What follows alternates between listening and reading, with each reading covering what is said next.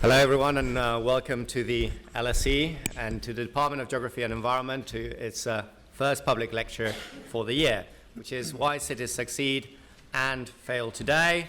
And we have three speakers, so in fact Professor Michael Storper, Dr. Thomas Kemeny, and Dr. Naji Makarem.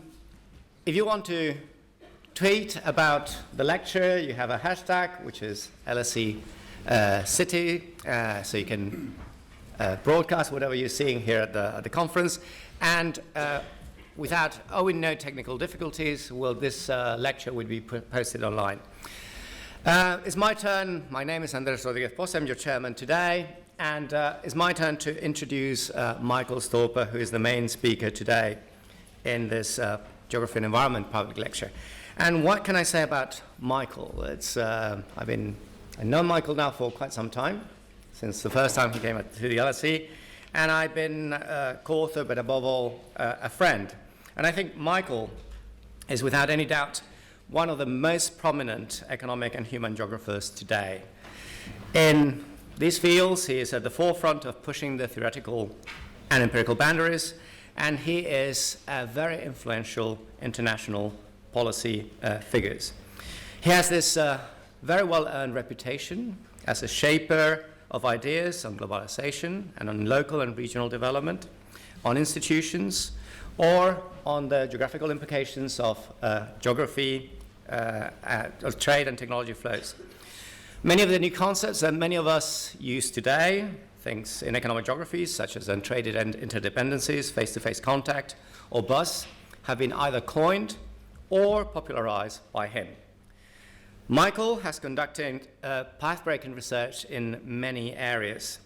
He has been one of the leading scholars in promoting the debate between economic geographers and geographical economists, looking for common grounds and proposing as a result new directions of research. He has played a very prominent role in the development of regional economic development theory and empirics, and he has no doubt been at the forefront of setting up the theoretical and empirical framework of modern economic geography. His research has filled important gaps in the discipline, and his work with his solid evidence-based approach and its comparative dimension has provided invaluable insights for scholars and policymakers alike. In addition, what can I say about Michael? He's a truly prolific author. He has published 12 very influential books and monographs, two of them including one that he's going to be presenting today in the last 24 months, which I believe are going to become classics. And he has more than 100 papers in international peer-reviewed journals. He's extremely well-cited. As of today, looking at Google Scholar, he had more than 27,000 citations, which is quite a feat. He has been a rich source of inspiration to a new generation of economic geographers. He has contributed with his work to move the discipline towards what I consider a much more innovative and policy-relevant orientation. But most of all, I think we are highly privileged to have him as a professor here with us at the LSE. Today, he's going to present a book which is called The Rise and Fall of Urban Economies, which compares LA and San Francisco, but in fact is very much a London book. Why? Because every single one of the authors has a London connection. It's not just Michael Storper, who has been with us at the LSE for the last, and correct me if I'm wrong, 15 years, but Naji Makarem, who is sitting over there, started his academic career here, like many of you, doing the MSc in local economic development, suffering people like Michael and myself. Exactly. And not just that, he went then to continue working with Michael at UCLA, and then has come back to our rival but sister university at the University of London, University College London, where he's now a lecturer. Of course, Tom Kemeny, he has been one that has had an opposite. He was Michael's student in LA, then decided that he wanted to live in a truly global city, not like the California cities that you have studied there, and came to London, where he was with us. We had the privilege, actually, to have him with us for 2 years, and sadly now he's moved. It's a gain, massive gain for Southampton, so there as an assistant professor, as a lecturer in Southampton.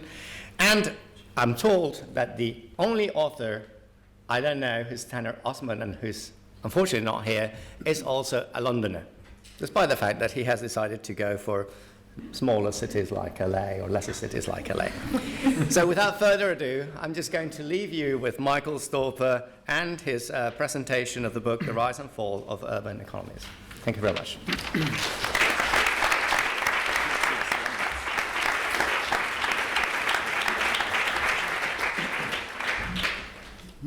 That's it, right? Well, thank you, Andrés, for that introduction. I'm always embarrassed by those kinds of things, but I'll accept it. It's better to be praised than not, I suppose. Yes, I want to talk about this book that this team of 4 of us produced through a joint research effort that extended over maybe 6 years. I think we slaved away at it, and this is the book cover, recently out from Stanford University Press. And we started with a problem. So California, for those of you who've never heard of it, is a pretty big place. It has 38 million people, and it has several large metropolitan areas. There are 2 very big ones, that of Greater Los Angeles and San Francisco. And we wanted to think about the transition that the metropolitan areas of California made during the period from the 1970s onward, when we commonly think about that being the kind of the end of what we would have called the post-war 20th century economy and the advent of the new economy. And why do we say that? Because we know retrospectively that the industries that were the propulsive forces of wealth and incomes in the post-war period from the end of the Second World War to the early 1970s were based essentially in capital-intensive manufacturing, and these made many cities and countries wealthy at that time. But that starting in the 1970s, those industries no longer served as great creators of employment and no longer as the centers of the creation of high-wage employment, and no longer were the center of where capital was moving in the economies, in the sense that they had become mature industries that weren't highly entrepreneurial anymore, but rather characterized by large, stable companies. And they were important in the economy, but as it were, not where the action was. The action changed, and it changed toward what we commonly call new technologies, notably the IT revolution, but a few others as well. They changed in another couple of ways. One is the globalization of production, so much more open trading system in the world. That's commonly, we date the current globalization from around 1972, and open capital markets, which started to become a feature of the capitalist world in that period. And so the geography of employment and incomes in this period, since roughly the early 1970s, is very different from the geography of employment and incomes in the previous one. This is true at different geographical scales, between countries, but also within them, among cities and regions. And here's the example that brings us to our case. In 1970, Greater Los Angeles was ranked 4th among US metro regions in per capita personal income. The San Francisco Bay Area was ranked 1st. In 2010, Greater Los Angeles was ranked 25th. San Francisco is still 1st. Now, to put this in perspective, Los Angeles was the US's, and in many ways, the world's greatest economic development story from 1910 to 1970. For those of you who don't know it, it is truly astonishing as an example of regional economic development. Its population grew 50-fold from 1910 to 2010, and 24-fold from 1910 to 1970. And moreover, this quantitative growth was very good in qualitative terms. Los Angeles was not a high-income metropolitan area in the early 20th century. It was kind of a frontier town in the middle of nowhere, and it was only half the size of San Francisco in 1910. But Los Angeles added millions and millions of people, and it added high numbers of people decade after decade while steadily climbing the ranks of income of US metropolitan regions, such that by 1970 it was in quasi-convergence with the older and more kind of settled San Francisco Bay Area. So there was great quantitative growth in LA and in the Bay Area, by the way, but much more down south. And they converged in terms of income. And then this convergence process reverses. What happens is, since 1970, LA diverges downward from the San Francisco Bay Area. And in 2010, we find a 30% divergence favorable to San Francisco. So this is truly an astonishing story of growth and performance and then reversal. So why did LA fall behind? Why did it diverge from its northern neighbor after 1970? Well, this is an interesting question, I think, if you're in California, and especially if you're in Southern California. You should want to know why things messed up so badly with the new economy. But we framed the book, and I think it's the right way to frame it, as using this deep dive into two metropolitan areas in a way that we think illustrates questions about metropolitan development in the face of overall economic change that are applicable much more generally, in the sense that with every major period of economic development, there is turbulence in the ranks of city regions, not just in America, but in almost any, certainly developed country that we can think of. There are simply winners and losers in every period, and the winners in one period are not coextensive. They're not always the same set of winners in the next period. So we see disruption in processes of convergence of income as distinctive patterns of winners and losers emerge from one period to another. Now, why did we just look at two city regions to examine this question?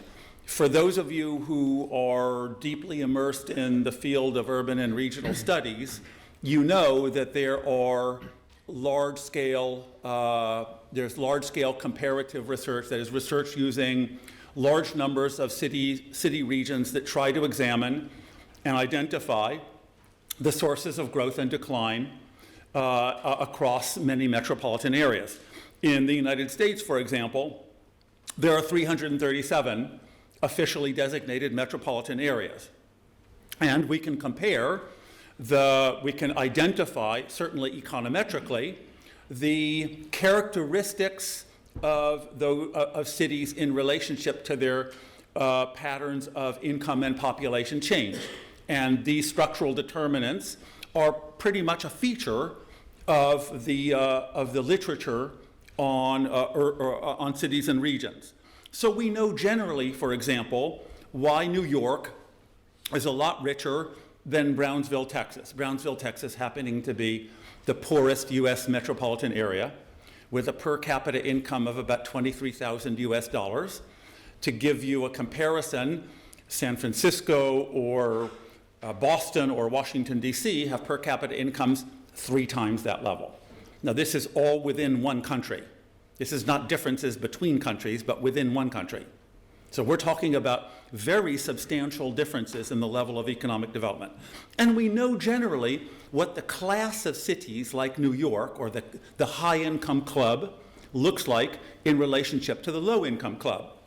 For example, People are more educated in New York, big surprise. The New York metropolitan economy specializes in different sectors from what you find in towns like Brownsville, Texas, finance, high tech, pharma, and stuff like that, compared to manufacturing and certainly and basically assembly activities. So these are, we can identify, roughly speaking, the big development clubs of any economy. And that's one of the things that we do in the field of urban and regional economics and geography, is we look to identify these determinants and what the pattern is and how they change over time. So what's interesting, though, about our case, I think, is that Greater LA and the San Francisco Bay Area are not different in the way that New York and Brownsville are. Greater LA and the San Francisco Bay Area are essentially from the large-scale identification strategy perspective, they're in the same development club.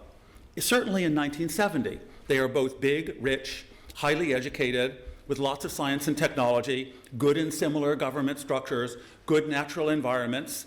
LA has the best weather in the world, by the way, everybody. And if you want to debate that, I'll defend that position. Similar geographical location, same tax rates, same tax structure. So here we are not between development clubs, but within them. And yet within a development club, a per capita income difference of 30% opens up in the space of just a few decades. So this is a question that hasn't well been tackled by the existing literature using very large-scale statistical samples of cities. Okay, this is LA. This is basically the coast of Southern California. And you can sort of cut off the right-hand side of that. It's all desert. Somewhere out there, the great metropolitan blob of LA fades off into a non-metropolitan space. It's commonly called the 5-county metropolitan area. And the core parts of it are the county designated as Los Angeles, which has the city of LA in it. That's the shaded part, is the municipal borders of the city of LA within the county of LA.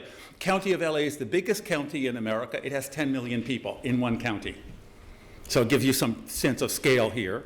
The one south of it is it's kind of like a posh California suburb like you see in television shows. All right, that's downtown LA, which, contrary to a lot of popular impression in Europe, actually looks really pretty, especially when there's no smog. And that's the other side of LA, right, where people spend a lot of time. That's another part of LA. That's actually one of the streets I drive up when I go from my house to UCLA to go to work. That's called Beverly Hills. Okay. The Bay Area is Northern California, arranged around this San Francisco Bay. It has 10 smaller counties, and it has the city of San Francisco at its core. And at the southern end of that bay is Silicon Valley, which will be, of course, an important part of our story. Across the bay from San Francisco, the town called Berkeley. That's where I went to school. And it's the center of, hippiedom and revolution and stuff like that and all that. So San Francisco's really pretty, right? It's got a nice bridge, a nice downtown, a lot of water, very cute, right? Cute houses that everybody loves. Now, here's the problem for LA. That's what happens to incomes. All right, that's what I mentioned.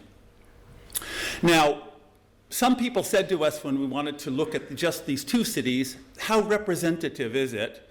And it turns out that San Francisco is not unrepresentative in the sense of being an unfair comparison to LA, because there's a whole bunch of metropolitan areas in America that do much better than LA. San Francisco is not exceptional. The real question is, why is LA leaving the club, or appears to be possibly leaving the club, of which it was once a part? Now, when one measures things like convergence and divergence, a set of not uninteresting technical details presents itself. That is, to establish the case that divergence is real, you have to engage with a number of questions that are generated by a lot of very good detailed work in urban and regional economics. So for example, the almost immediate reaction that people who know California have is, oh, of course, but you're just measuring nominal income. Housing is on average more expensive in the San Francisco Bay Area than LA, and that cancels out the difference. So your difference is an optical illusion. It turns out that's not true. There are somewhat higher housing prices in San Francisco, but when you do very detailed work using, as we did, using individual records from the US Census on housing acquisition, housing costs, and so on, you find that the difference in housing costs does not even come close to canceling out the aggregate or nominal difference in incomes. So the difference in the terminology of economics is a real per capita income difference, not of 30%, but of about 20. The other thing that people, and it's a good reaction to have to this kind of evidence, is, well, maybe San Francisco is a great deal wealthier now, but maybe it's more unequal than Los Angeles. And if that were the case, then you would be talking about different impacts on different parts of the population, possibly making us represent unfairly the outcomes to LA, which maybe is offering more opportunity to people. It turns out that's not the case either. So both of our regions are highly unequal. For those of you who know this, they have Gini coefficients of about 50. That makes them, in the developed world, now America is a highly unequal country among the set of developed countries. American metropolitan areas tend to be more unequal than the country as a whole. California is more unequal than most of the rest of America, and LA and San Francisco are more unequal than the rest of California. So you get these Gini coefficients that look like those that you find in the developing world or close to them. But they are equally unequal, meaning they have comparable Gini coefficients, very similar trajectory of growing inequality, but it's a similar trajectory. So what this means is that when you examine the incomes at any point in the distributions of the two metropolitan areas, you get that people in the Bay Area at a given point will be richer than their counterpart at the same point in LA's distribution. So if you're interested in comparing cities, this is actually a really important step to go through, to think about what you're saying when you use these kinds of comparative numbers. The point here is also that when one examines just two cities, you are able to do this, what we call very deep dive, really look beneath the surface of the numbers in a way that turns out to be, when you have an N of 2, as we say in research, rather than an N of 337 or 2,000 or whatever, you're able to look under the appearances or things you might have missed in larger sample sizes. The other thing that we did is we responded to an issue that came up early in the project, which is, well, there's the issue of geographical aggregation. These are very big regions, and like any major metropolitan region, say Greater London, there's going to be a geographical distribution of this wealth and poverty. And of course, LA and San Francisco have many areas of extreme wealth. LA in particular has a lot of the, LA and Manhattan have the zip codes or the postal codes with the extreme high incomes that you find from the world plutocracy living in them, just like you do here in central London. And the Bay Area is getting them because the geeks are really rich now. So you get places like Bel Air and Newport Beach, Beverly Hills, Pacific Heights, or Hillsborough. But these tales are not the story. If we break down the regions by sub-regions, what we find is that in the San Francisco Bay Area, 75% of the population lives in counties whose personal income is above that of the wealthiest Southern California county.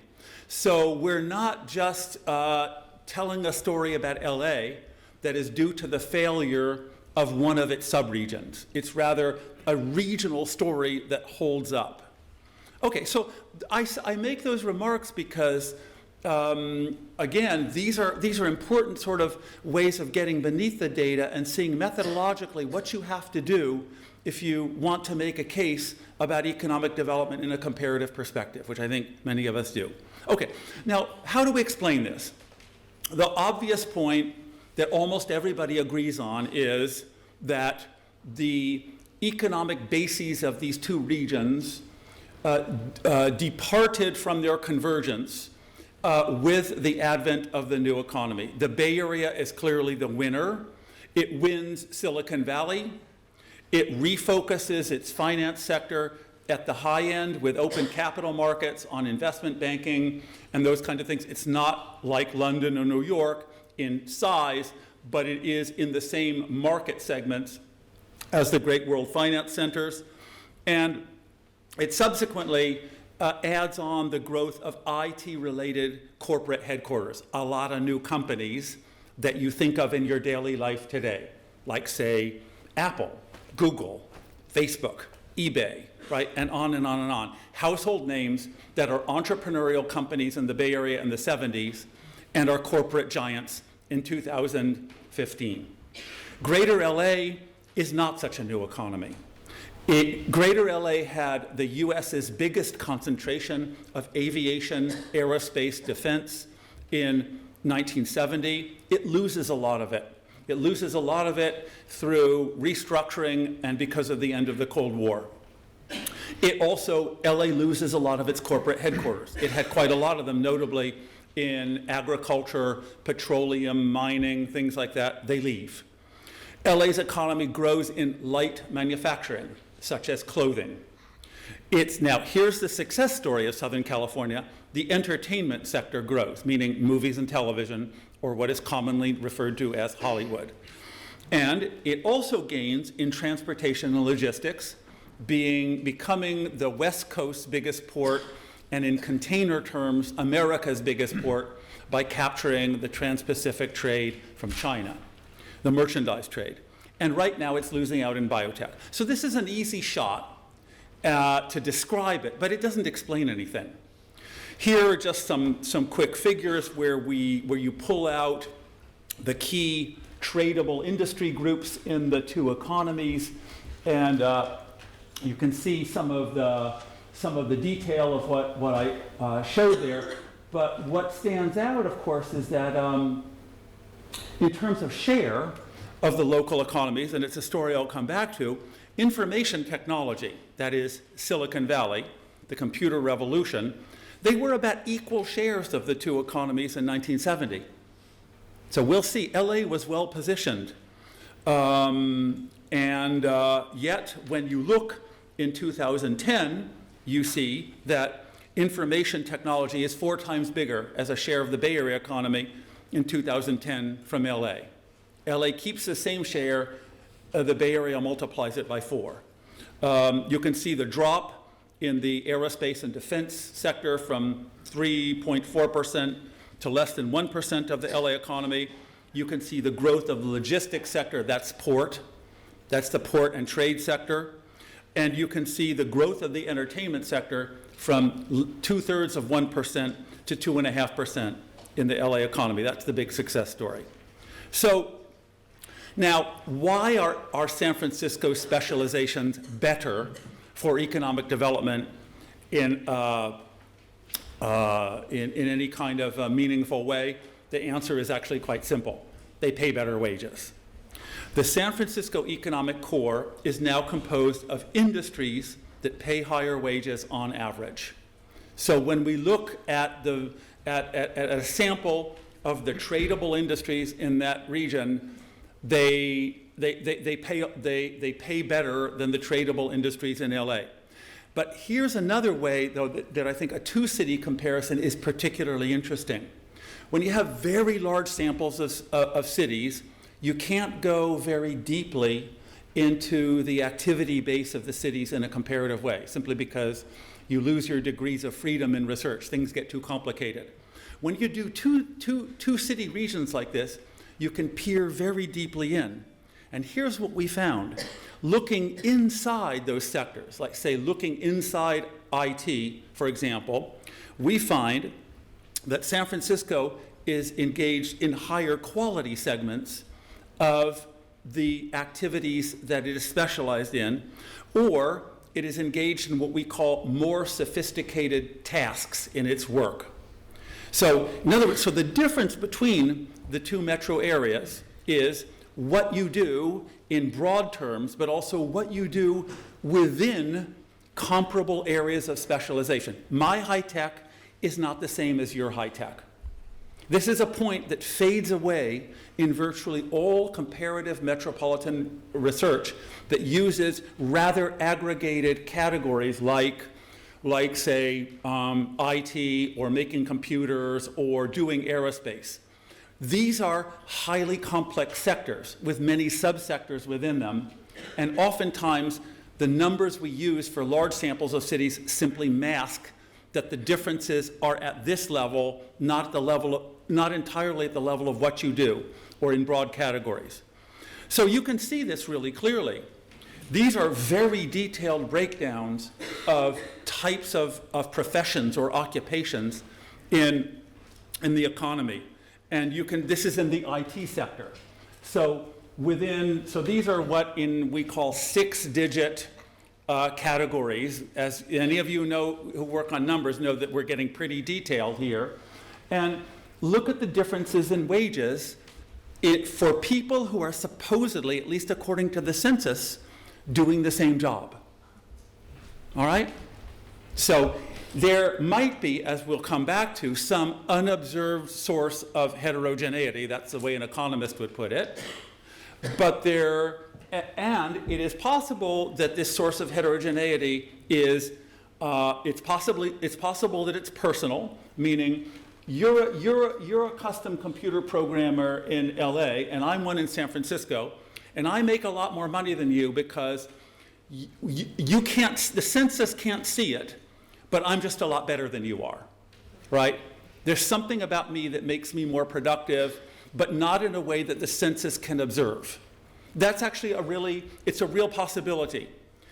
Another decent hypothesis would be that we're actually quite similar in our personal characteristics, and the census is accurately getting that we have the same level of qualification and we're in the same profession, but the difference is where we work, or what we might call a regional effect.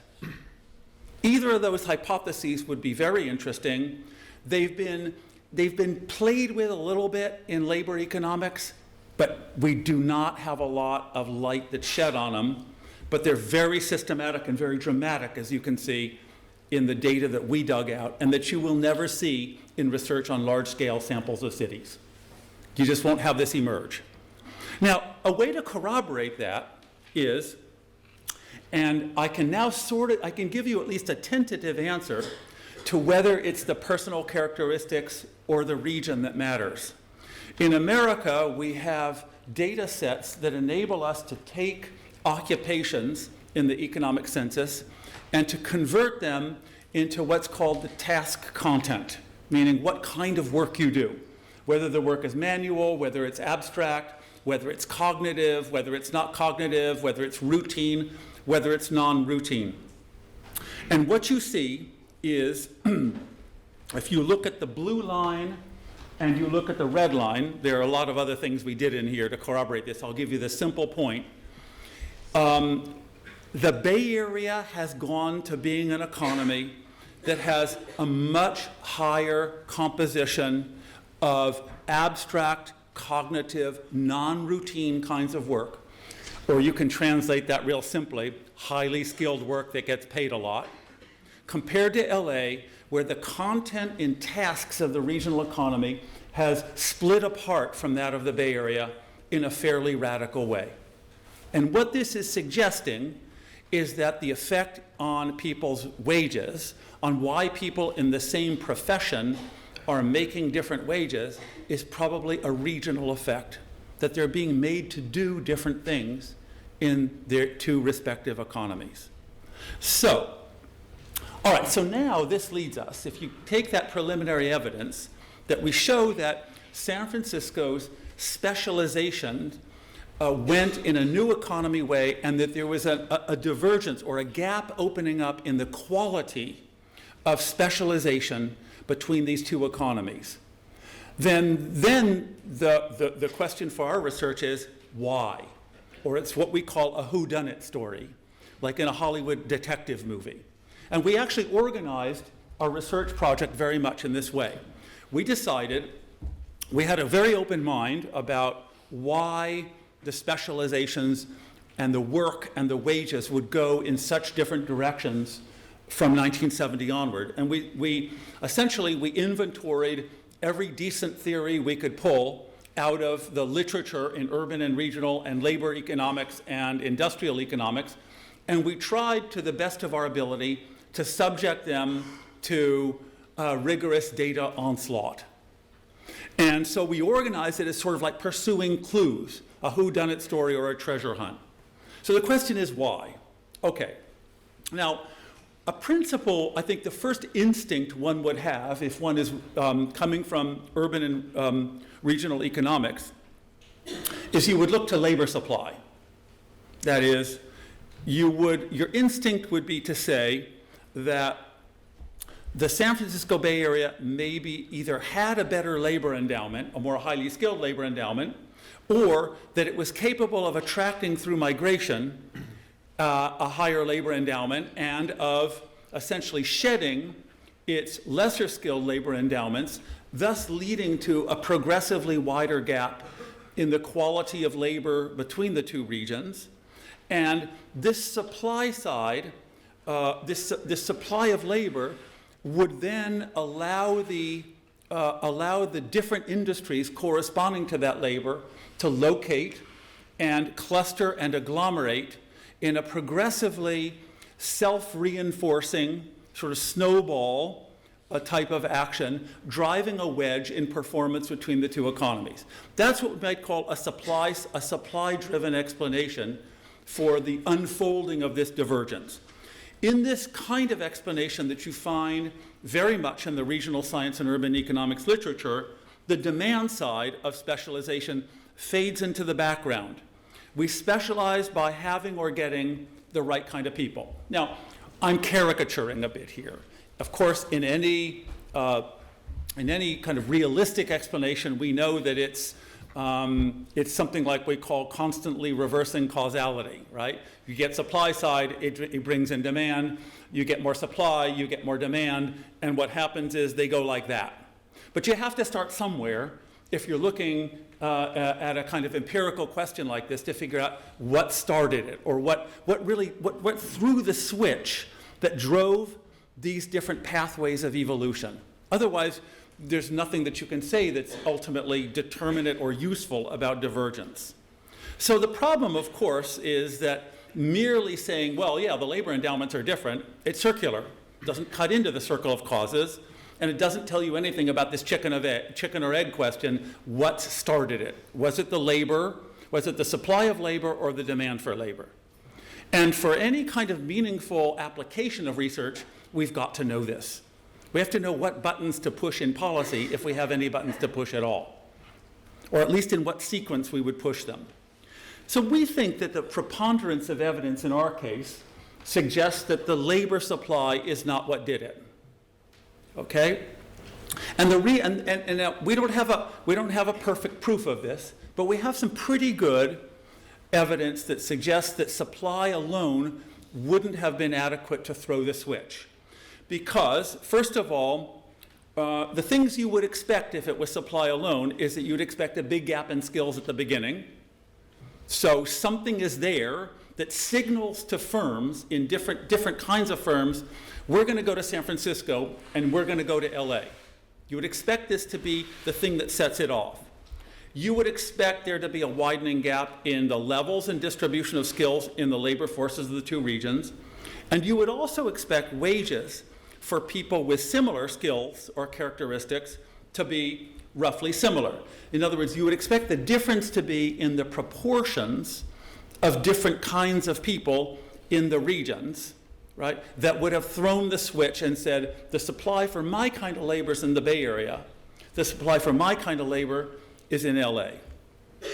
So in 1970, though, the problem is there were really very minor differences in skills between the two regions, and very small differences in wages for any given skill group. Little education, medium level of education, high level, gender distinguished, ethnic group, immigration, and so on. The wages are very close at the beginning of our period, and the proportions are quite close. Now, there is, as we would imagine, a widening gap in the overall composition of skills as measured by education across the period. So there are more skilled migrants that get it, that the action is in San Francisco. And so over time, it's absolutely true that there are now a much higher proportion of college-educated, whether American-born or foreign-born people in the Bay Area than in LA. But again, that's not explaining the sequence. That's just telling you what the outcome is. So what's most striking is what happens if you clone people from from any group and put them in the two regions over time. So what I mean by this is let's take a 30-year-old male with a secondary school education and no more, who immigrated from Mexico 5 years ago, and you clone this person with all these identical characteristics, and you put him in LA or you put him in San Francisco.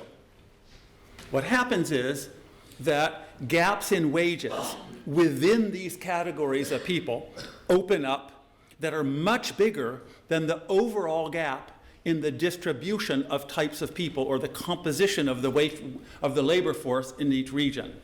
So what's driving a lot of the differences in wages is not just that we have more skilled people, but that for every category of people, we pay them more in the Bay Area than in LA.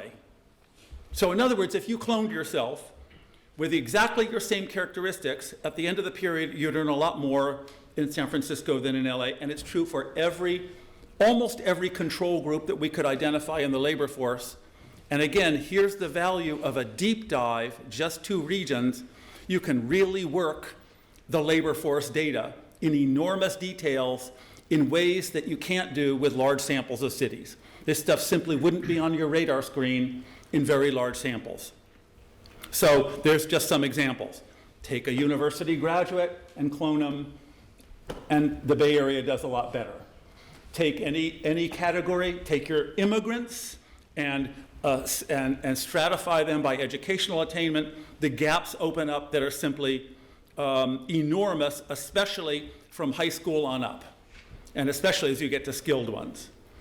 So we conclude by kind of circling the wagons of evidence around this question that labor demand is what seems to have been driving a lot of the wage differences.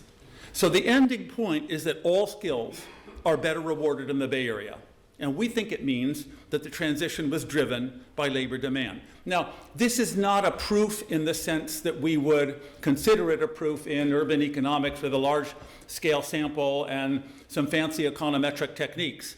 But the deep dive enables us to ask the question that now I think really needs to get into the wider urban and labor markets literature, because when you look deeply, you find things that don't conform to the standard accepted explanations. So supply doesn't seem to be an independent explanation.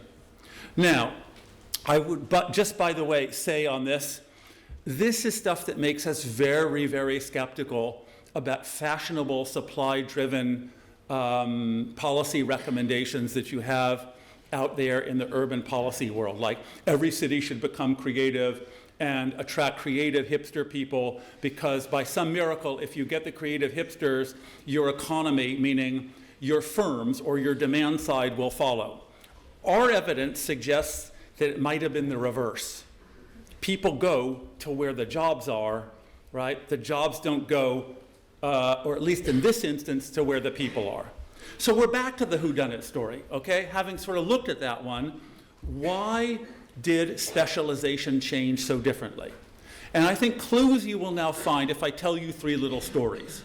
First of all, Why did the Bay Area get Silicon Valley? Silicon Valley, I hope you all know, is the undisputed world center of tech, right? It is by far, right, way, by orders of magnitude, by far, the center of the IT, computer, internet, and communications revolution. And all those household names that you have, they all come from Silicon Valley. So, but here's the problem. Why did they get it? What was this? Was it their starting point?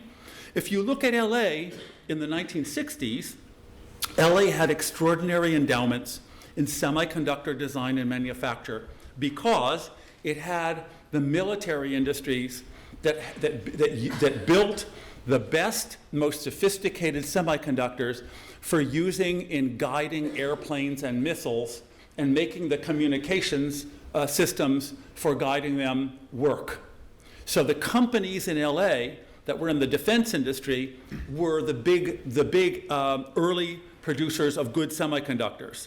Now what happened is, to kind of make a long story short, is that they stayed in their boutique luxury market, which was producing very expensive semiconductors for the US Defense Department, and they got lazy about commercialization because of that.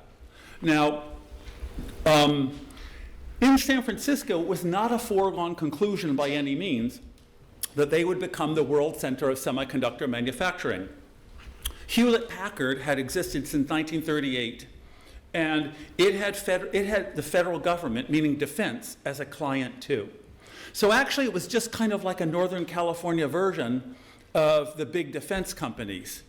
Now, what happened was that there were a few newer there were some other companies like Fairchild Semiconductor, HP was in there too, and Xerox especially, Xerox was a company that basically made photocopying machines in the 1960s. It was not involved in any of this kind of IT revolution.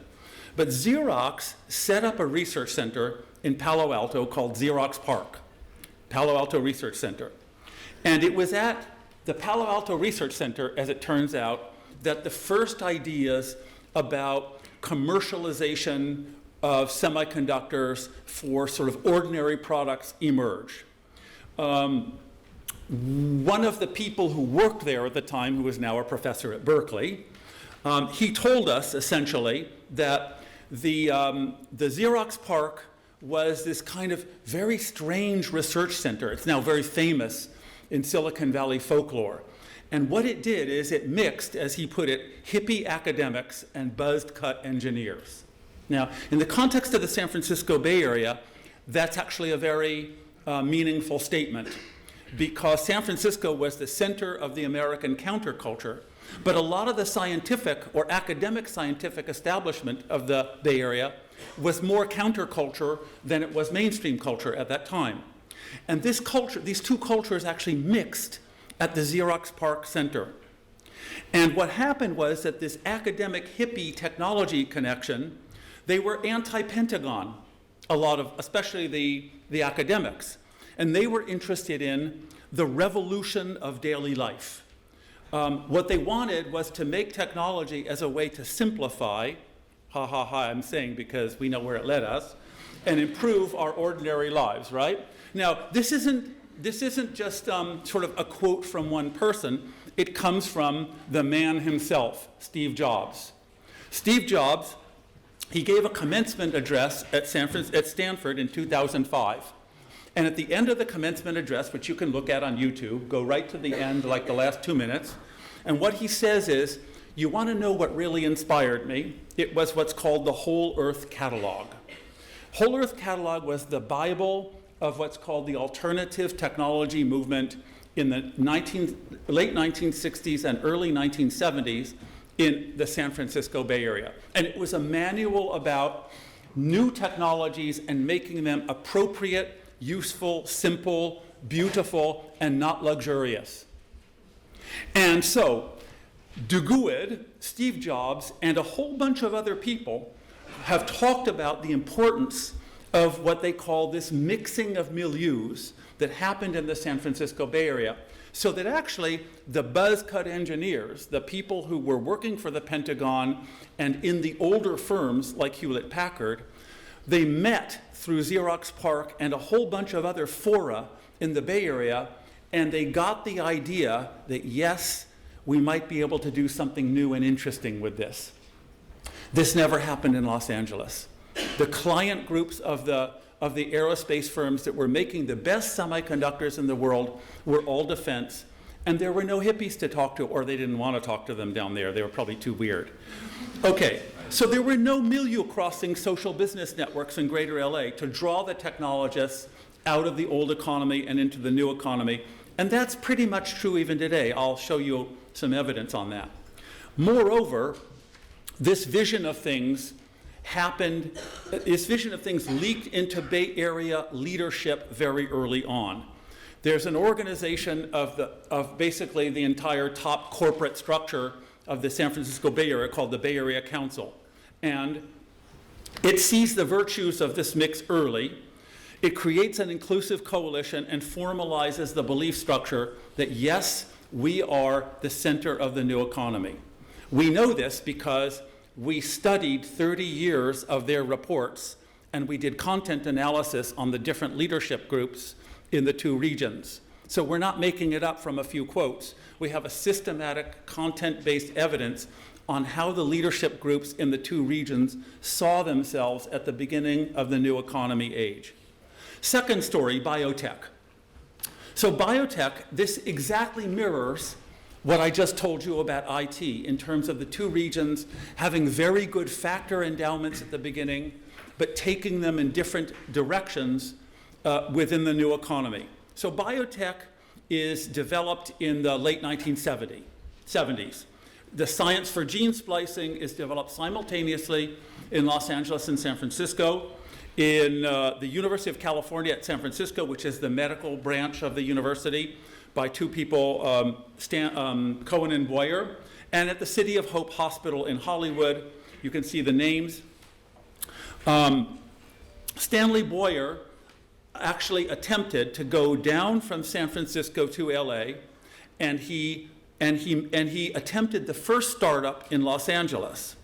And he set up actually Amgen using a partner in LA, and he used a professor from UCLA and venture capital money from Silicon Valley.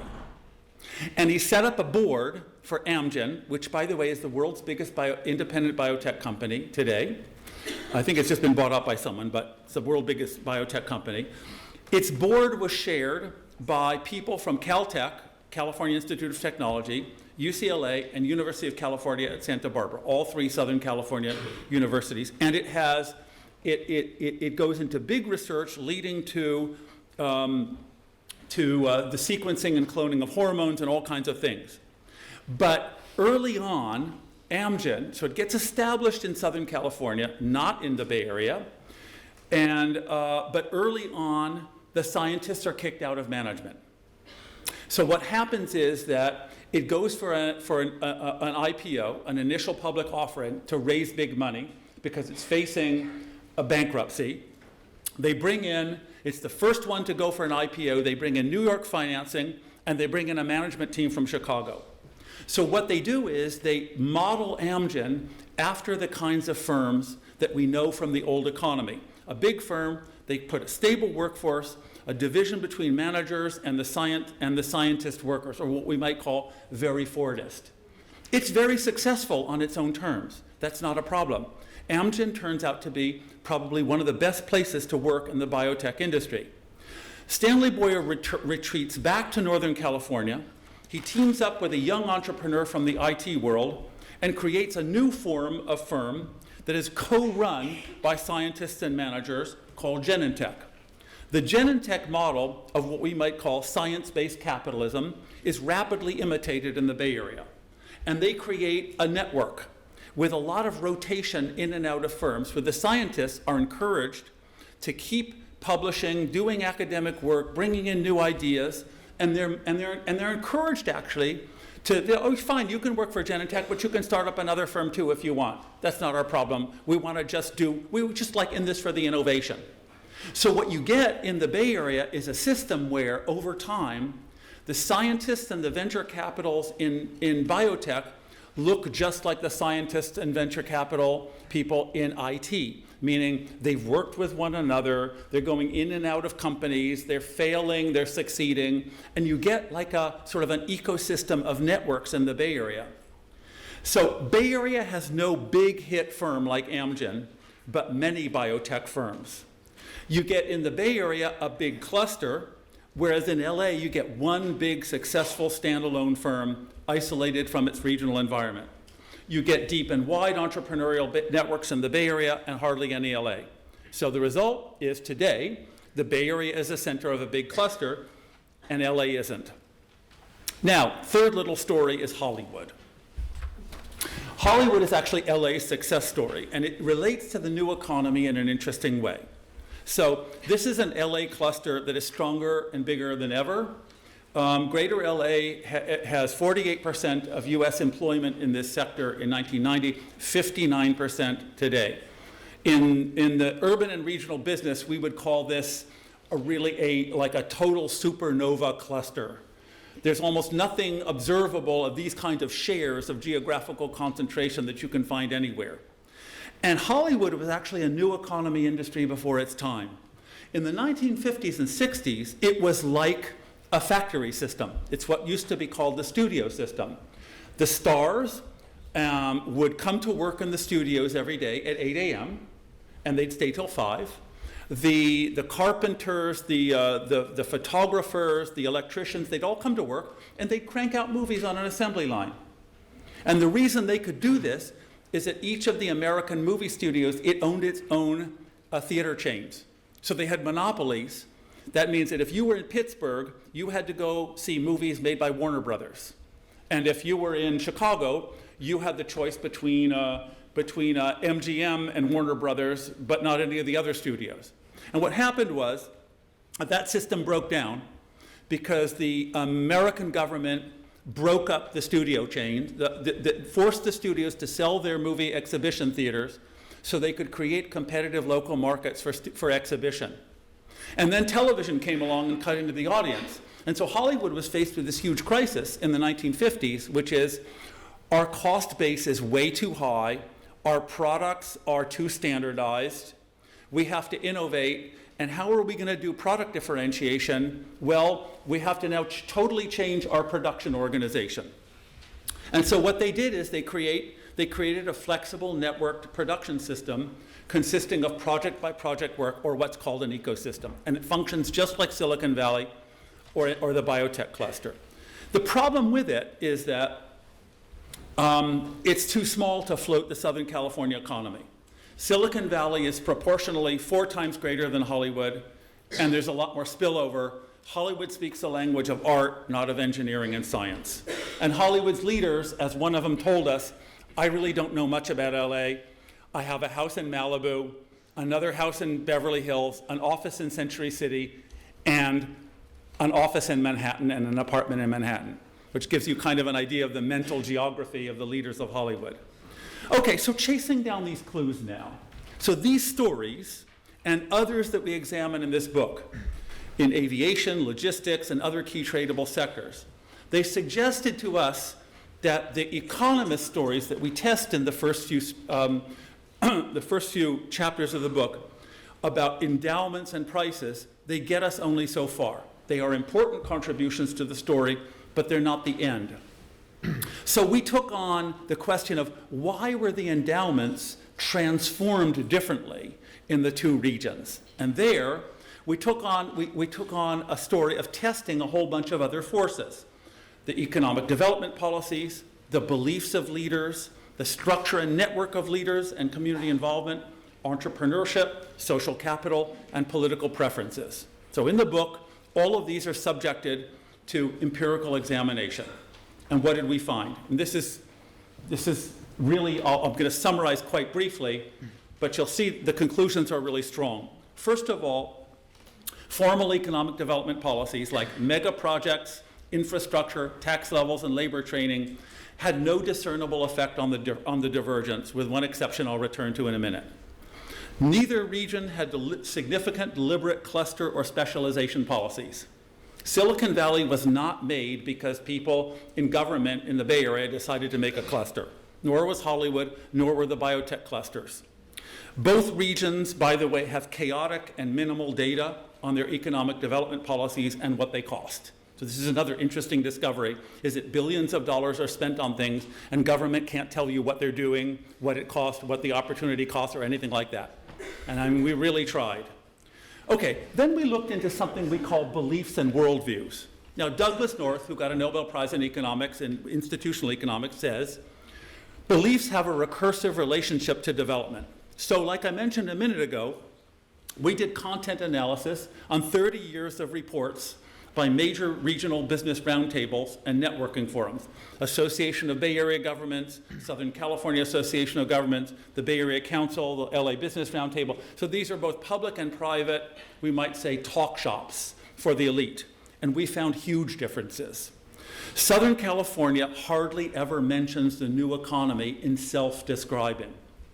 The policy attention in Southern California is essentially crowded out by many crises of the 80s and 90s. There was a lot of loss of manufacturing, there were riots, there were earthquakes, aerospace conversion with the end of the Cold War gets hardly any attention, and the reports keep giving us an old economy view of things, which is, if only we could drive our costs down, then we'll get manufacturing back. Essentially sort of saying, let's compete with the US South or with developing countries. So the policy attention was crowded out by the one strategy they did have, which was to build a big port. And they did that. They built a big port, they succeeded in attracting the Asian trade, they did it with good intentions, they generated a lot of jobs for low-skilled immigrants arriving, and they captured the advantage of natural geography. Well, actually, it was a fake port, but it's a good geographical position. But this generated low and medium wage jobs, a winning strategy that turns out to be a losing strategy for the region, but generates an easy hit for the political class. The Bay Area systematically sees itself as a central node, perhaps the center of the new economy, especially the Bay Area Council. They have a more comprehensive coalition and a more forward-looking one. And it comes out really clearly when you analyze what they are saying about themselves. This is actually kind of an interesting way to look at economic development, is how do organizations decide it? So then we said, okay, that's what they're saying, but we all know that there's a problem in qualitative research, which is people can say anything. Right? And you need to actually always corroborate what people say with data. Okay, almost done. I really am. He never believes me. I really am at the end of the story.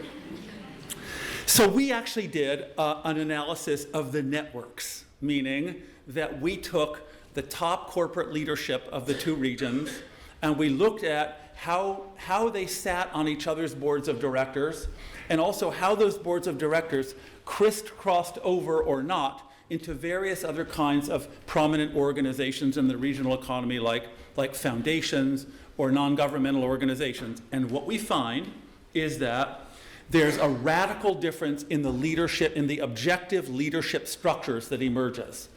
These two regions, by the end of the period, at the beginning of the period, they have a similar level of interlocks between the major organizations. By the end of it, the Bay Area has substantially higher ties both within industries and between them, and LA's has totally fragmented. So this shows up, in other words, even within a given sector of the economy, that the Bay Area is more, its leaders are more unified. We found all kinds of corroborative evidence for this story I'm telling you. Same thing happens with innovator entrepreneur networks. In the Bay Area, patenting takes off, but most especially, university patenters in Northern California are more tied into creating firms and into relating to each other than in Southern California. A radical difference. They have almost the same level of patenting per person in 1970. The Bay Area has 10 times more in 2010. Same thing. So what we're getting to is then the story is that the Bay Area starts to emerge with a totally different kind of organizational and network structure and culture than Los Angeles, from very similar starting points. Same thing is true of civic networks.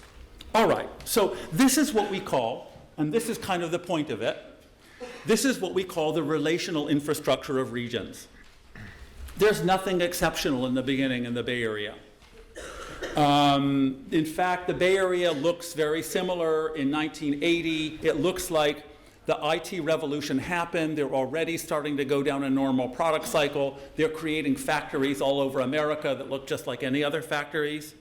What happened was that somewhere in that, this culture and the networks and objective structures and the belief structures came about that turned this industry and the subsequent ones that would follow down the structural pathway of the new economy. So what happens is that what we now know, it's all famous in folklore, the spin-off, ecosystemic, highly flexible, kind of self-consciously innovative economy of the Bay Area, the rejection of the scale-dominated, standardization-dominated model of creating firms, right, that had been the hallmark of the old economy, that occurs in the Bay Area. It doesn't occur in LA. LA has really good factor endowments in almost every new economy field, but it turns them into old economy forms of production and loses by doing what it did well in the past. It loses in the new period. For whatever reason, the Bay Area gets tipped in this direction of doing things organizationally in a different way, and that becomes self-reproducing. So this is a detective story with many loose ends. We can't get a silver bullet for causal explanation, but it seems like the gaps in standard explanations call for this kind of enlargement that we argue for in the book. Relational infrastructure, the nature of organizations, the attitudes, the mentalities, and how essentially these economies organizationally combine their factors and end up using them differently, or what we're going to call the regional zeitgeist, the spirit of the age. These soft dimensions co-evolve with the hard facts of their regional economies. They co-evolve, they transform the endowments ultimately, they lead to breakthroughs, they lead to agglomeration processes, and they mutually reinforce. So here's the lesson. What works in one period doesn't automatically work in the next. It's not so much, or not entirely, what you inherit in terms of factor endowments. There are moments in economic history when something has to happen to make you transform those factor endowments, as well as, of course, keep attracting the ones that are appropriate to the new period. This is, I think, something that's been not present enough in accounts of economic development, which are focused either on factor endowments or on the transfer or on the quantitative transformation of factor endowments, and not what we might call this kind of use of them, or it's sort of like taking the ingredients and putting them in the pot and knowing how to cook them into a tasty dish. The recipe changes from one period to the next. And I think this deep dive shows this very clearly and crisply. So, thank you. Sorry I talked too long. I always do.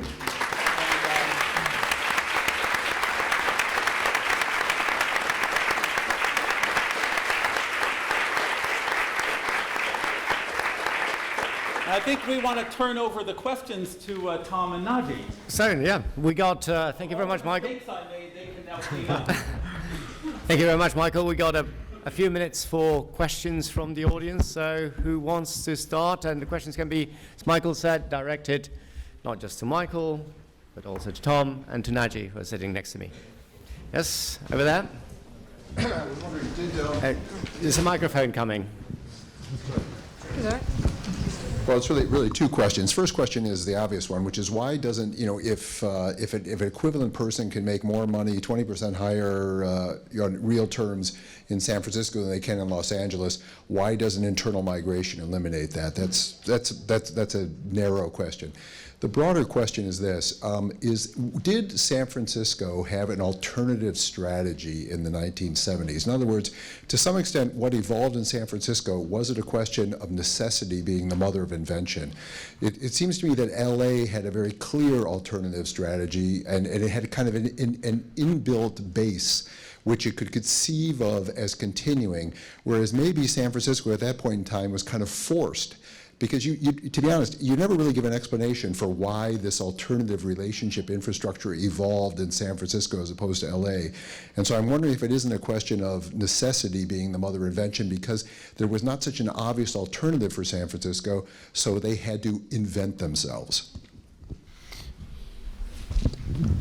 Okay, so a couple of responses. One, I mean, in terms of the internal migration story, I think there's a couple of factors. One, and I think Michael alluded to this in his talk, that within the kinds of classes that we use to talk about, let's say, industries or occupations, there's room for a great deal of internal heterogeneity. And so I think, and you know, Michael hinted at this, but I think we could talk more about it, that there is considerable differentiation, we think, which is hard to detect in a sort of a clear sense, but what that you see in wages that says that, let's say, a certain person doing a certain kind of occupation earns a lot more in the Bay Area, that suggests that it's not just a matter of if that sort of equivalent worker moved from LA, they would magically be earning more, but that there's also a sorting process going on by which the Bay Area is pulling the most talented individuals. So part of that is a differentiation story.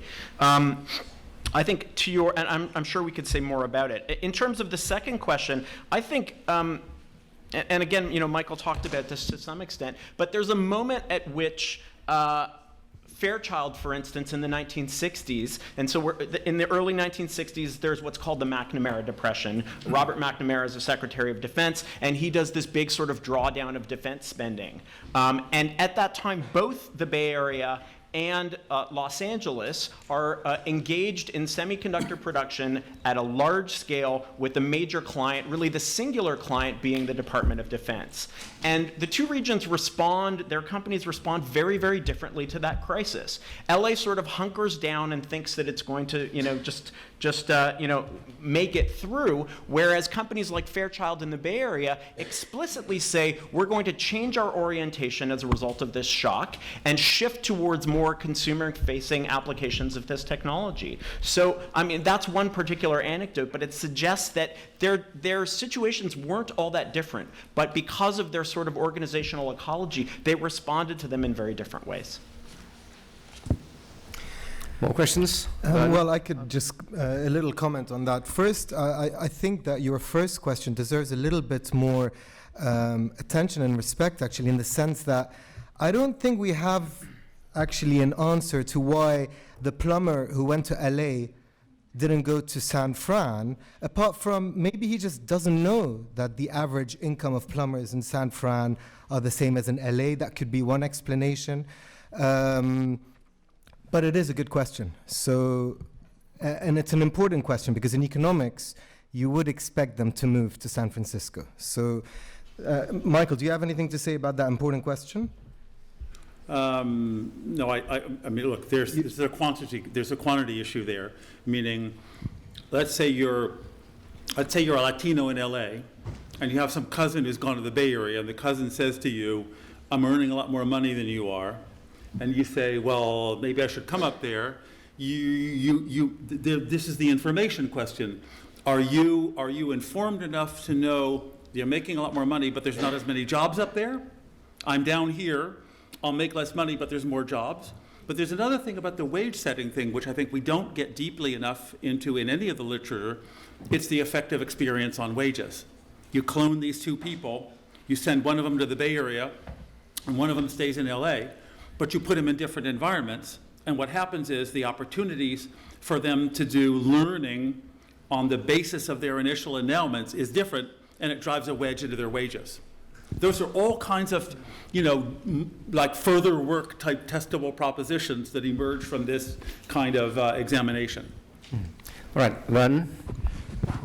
I'm going to push a little more in this. LA has grown more grown more quickly than San Francisco over the last 40 years, despite this now real income difference where San Francisco is paying higher wages. So there are two stories out there which you didn't mention. One has to do with the fact when you put up those nice slides about what a great place San Francisco is, all the wonderful amenities and natural beauty and so on. And the story is of land use regulation, that San Francisco has enacted stronger land use regulation to protect its amenities from overcrowding.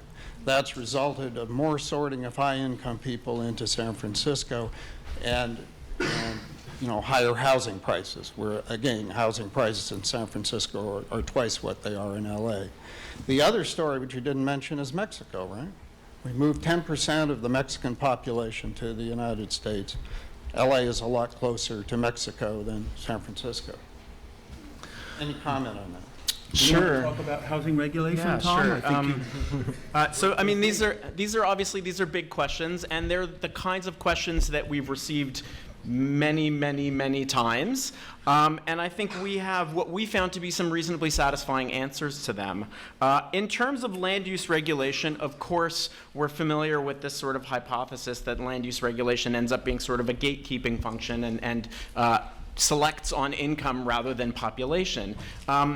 What we found, and of course, I mean, it's worth mentioning that land use regulation is a rather complex phenomenon that manifests itself in a very wide range of forms, and I think we lack, and I'd happy to be corrected on this point, but we lack a really systematic way to perfectly gauge the full breadth of differences in land reuse regulation across places. That being said, what we did was to try and use the data out there that's been used by urban economists, and here, so I'm thinking about things like the work of Raven Sachs and the Wharton Land Use Regulation Index, as a way of trying to measure whether there were indeed systematic differences in land use regulation. And what we found is that when you look at things at a regional scale, so not looking, let's say, at the city of San Francisco, which is certainly more highly regulated, let's say, than the city of LA, but rather look at these two regional economies as entireties, that there isn't systematic variation that we found, that there was a lot of heterogeneity from city to city, but at the regional scale, at the metropolitan scale, we didn't detect systematic differences in land use regulation, and for that reason, we rejected that as a major driver of the divergence that we saw. Not to mention that would have an impact on the cost of housing, which we factored in, and so that the real income difference, there's still a divergence in the real income difference, taking into consideration the cost of housing. So, yeah. And just the last thing on the proximity to the border, there's two things to say there. One is, of course, that Mexicans are everywhere in America now. Chicago has, I believe, the world's biggest population of Oaxacans outside of Oaxaca. And so this kind of proximity to the border, it had an effect a long time ago. Doesn't seem to have it has a declining effect. But moreover, an LA immigration peak for Latinos peaked way before San Francisco's, which is much more recent. And according to a lot of the data, they should have actually had more scale acquisition because of longer periods in the United States on average than the Latinos in the San Francisco Bay Area. So we just couldn't make any sense at it, or we couldn't really be convinced by that 337-mile difference as a major shaper of the income difference. Moreover, one of the things that we found, just to say, can I say one more thing? We are beyond our time. I think it's better we go just for two more questions so we can get a bit of diversity, and then we can go to the book signing and book presentation. So who else? Yes, over there.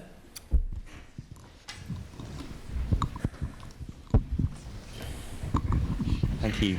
Hi, I'm a BA geography student, and we've been thinking a lot about the importance of studying regions in geography in particular, and some of the success and limitations in that. And I was wondering, you have gone into great detail with regard to San Francisco and LA, and I was wondering to what extent can your findings be applied to other cities which are diverging today? You mentioned Liverpool and London briefly, but what about Clapton and Kings Lynn and other places? And yeah, I was wondering to what extent your findings apply to those places, or do we need to have an individual geographical study for each of the regions? Okay. Well, so I do think that there's there are specific and individual stories for any two city pairs that if they diverge over time, they'll diverge for different reasons. I think the value in the book is that it offers you what should you look at to tell that story. Mm-hmm. Last question on the audience. Yes, over there. Okay. What lessons would you suggest city governments or regional governments should learn? I think you've kind of demolished a lot of the things that they have been doing for the last 20, 30, 40 years.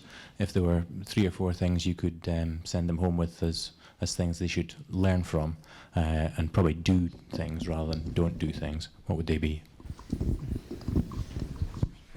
Okay, so it's we looked back at the book and said, okay, so what does this mean for policy? And it's a very good question. I'll throw an idea out there. This is how what I take from the book is that the way that business elites, business people, political elites perceive and view the future of their region will shape the way a lot of people view the future of their region, and somehow that will coalesce and aggregate into collective action that's strategically going somewhere. So in terms of what policy can do, I think policy should just be very realistic about where are we today, what do we have, what strengths do we have, where do we see ourselves going, build that vision not by themselves, but with the business community and other stakeholders in this city. Where do we want to go to, and try to get everyone on the same page and hope that that vision makes sense. Any reaction? All right, so thank you very much. I would like to ask everyone to thank the authors in the usual way.